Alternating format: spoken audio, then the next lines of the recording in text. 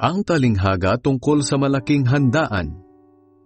Nang marinig iyon ng isa sa mga nakaupo sa may mesa, sinabi niya kay Jesus, "Mapalad ang taong makakasalo sa handaan sa kaharian ng Diyos."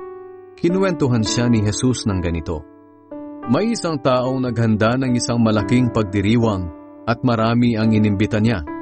Nang handa na ang lahat, inutusan niya ang mga alipin niya na sunduin ang mga inimbita at sabihin sa kanila, 'Tayo na, handa na ang lahat.' Pero nagdahilan ang bawat naimbitahan.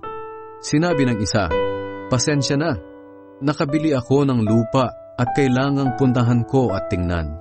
Sabi naman ng isa, 'Nakabili ako ng 10 baka at susubukan ko kung mabuting ipang-araro. Pasensya na.' At sinabi naman ng isa pa, 'Bagong kasal ako kaya hindi ako makakadalo.' Kaya umuwi ang alipin at ibinalita ang lahat sa amo niya. Nagalit ang amo at nagutos ulit sa alipin niya, 'Sige, pumunta ka sa mga kalsada at mga eskinita ng bayan at dalhin mo rito ang mga mahihirap, mga lumpo, mga bulag at mga pilay.'